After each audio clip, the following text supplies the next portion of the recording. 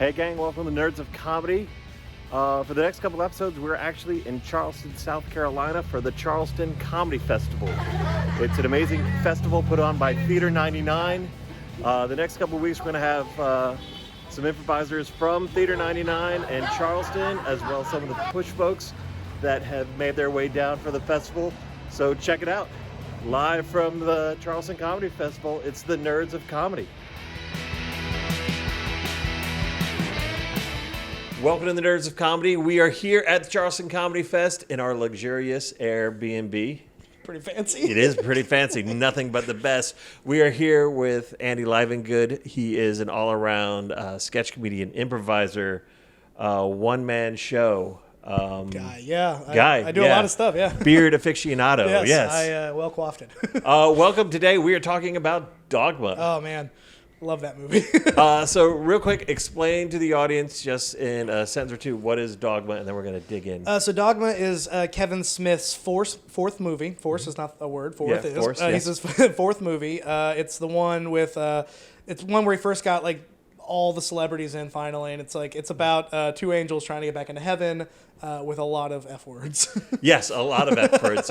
It was extremely controversial. Oh yeah, at the time. That's part of the reason why I think I liked it so much. Like, first of all, it was the first Kevin Smith movie I ever saw. Yes, but also like there was so much controversy that it was the first thing I ever was really watching. That's like, oh, my parents would not be happy about me watching this thing that's making fun of religion, even though it's not making fun of religion. Well, that's the thing too. It came across as being the Catholic Church. Number one was really upset. Oh, dude, Bill Donahue in the Catholic League went to town. And but again, it was all this controversy before the movie ever came out. Anybody saw it, but if you watch it, it is actually, aside from all the F words and stuff like that, actually, I wouldn't say a love letter to religion, but it's definitely he's asking questions, I would say. Yeah. Asking questions about Well, I've told my religions, dad before, who's very religious, I was like, if I could get you a version without the curse words, like, I think you would actually like this movie. Mm-hmm. Yeah, it's got a very kind of like philosophical bent to it. And you were right as far as the cast. You had Ben Affleck, who had been in Chasing Amy and in Mallrats. Yeah, but then this was right after Good Will Hunting happened during this. So then it was like, oh, when this comes out, it's like, we got Ben Affleck and Matt Damon. Yeah, Ben Affleck, Matt Damon, Salma Hayek, Chris Rock, Alan Rickman. Mm-hmm.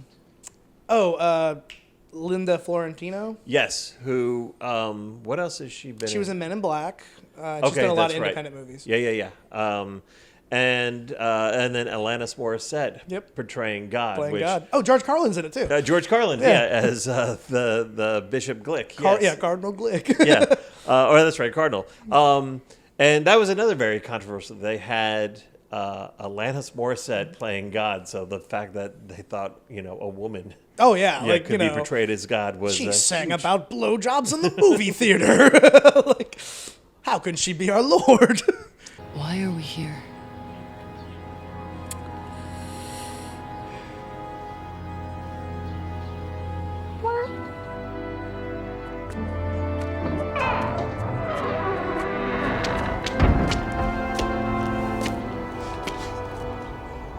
Didn't I tell her she was funny? I would say out of all his movies, this one still holds up fairly well. Holds up pretty good. I think this one and Clerks hold up pretty good. Mm-hmm.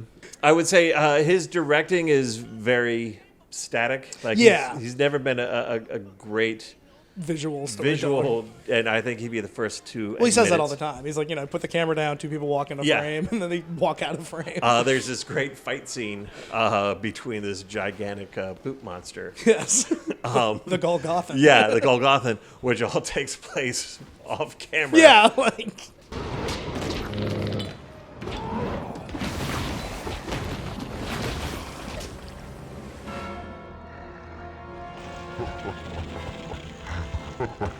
And even the end, when the angels or Ben Affleck's character is running amok.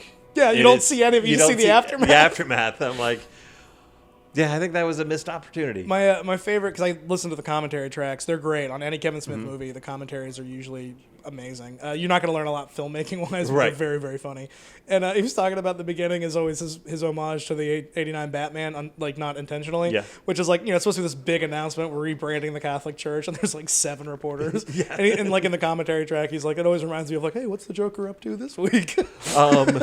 For me, it reminds me, I'm a huge Doctor Who fan, especially like in the classic Doctor Who where they could only afford 2 of any of the monsters. So even though there's this great, gigantic invasion of Earth, You see one. it's only one shot from a bunch of different angles to make you think like there's more than one.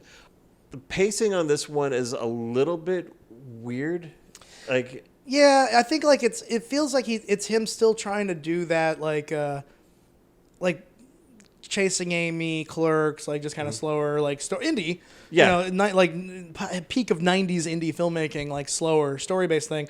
But it's like you're kind of doing an effects action movie, but not really. Yeah, it's like this weird kind. It's like a road movie, and out of all his movies, this one the stakes are super, super high. Yeah, but it still feels kind of like just Yeah. a bunch of people sitting around talking about stuff. Exactly, a lot of talking, and I mean that is what he's kind of like known for. And the dialogue's great in this thing.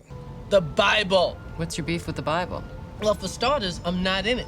Well, neither are any of us, but you don't hear us bitching and moaning. Yeah, but I'm supposed to be in it. I was the 13th apostle. I've been going to church my whole life, and I've never heard of a 13th apostle named Rufus. Yeah, but you heard of the other 12 apostles. Yeah, all white boys, I might add, but no mention of me, Rufus. And why is that? 'Cause I'm a black man. Yeah, that's one of those weird things. It's like you have like a little bit of action scene where they say at the beginning where she gets attacked by The Stygian triplets. yeah. Man, I know a lot about this because really do. I did not rewatch it before this. Okay, this is, so this is just all all memory. just in here, man. Yeah, they get attacked by the triplets, and Jay and Silent Bob come to the rescue. But then you have this long, drawn-out scene in the Where diner. they're just and- talking about not Howard Hughes. Hughes. John Hughes. John yes. Hughes. Yeah, Howard Hughes' movies. Yes. The reason why Jay and Silent Bob are in is it Ohio? Illinois. 'Cause Illinois. They're trying to go to Shermer, Illinois. Yeah. And they find out there is no Shermer, Illinois. What exactly brought you to Illinois? See, all these movies take place in a small town called Shermer, Illinois, where all the honeys are top shelf, but all the dudes are whiny pussies. Except for Judd Nelson, he was fucking harsh. But best of all, there was no one dealing, man. Then it hits me. We could live like fat rats if we were the Blunt Connection in Shermer, Illinois. So we collected some money we were owed and caught a bus. But you know what the fuck we found out when we got there? There is no Shermer in Illinois. Movies are fucking bullshit.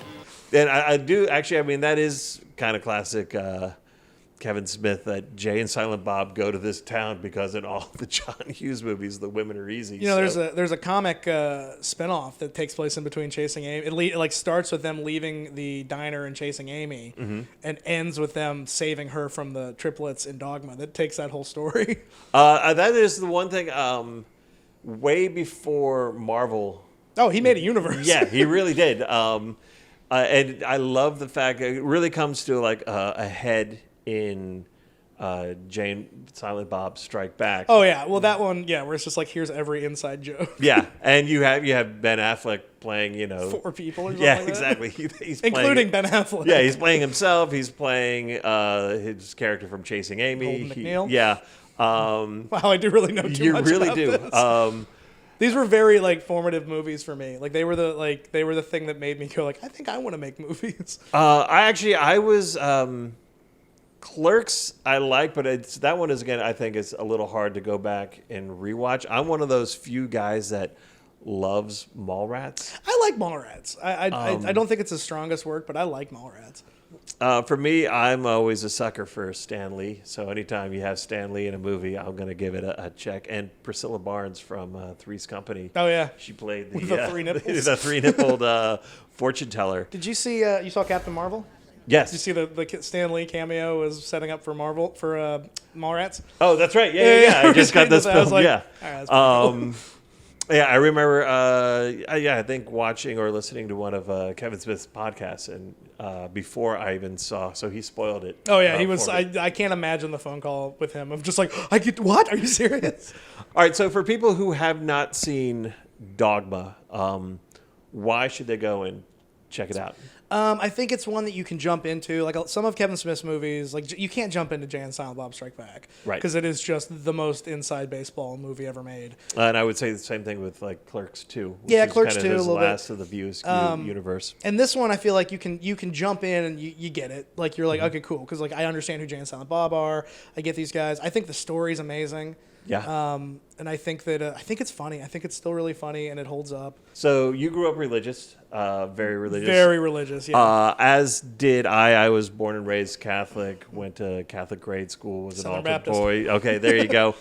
For people who, we touched about it a little bit earlier, who may be afraid of the subject matter, although again, by 2020 standards, really Not that much. Yeah, not that much. Well, this thing is, I don't feel like it attacks religion. It doesn't like.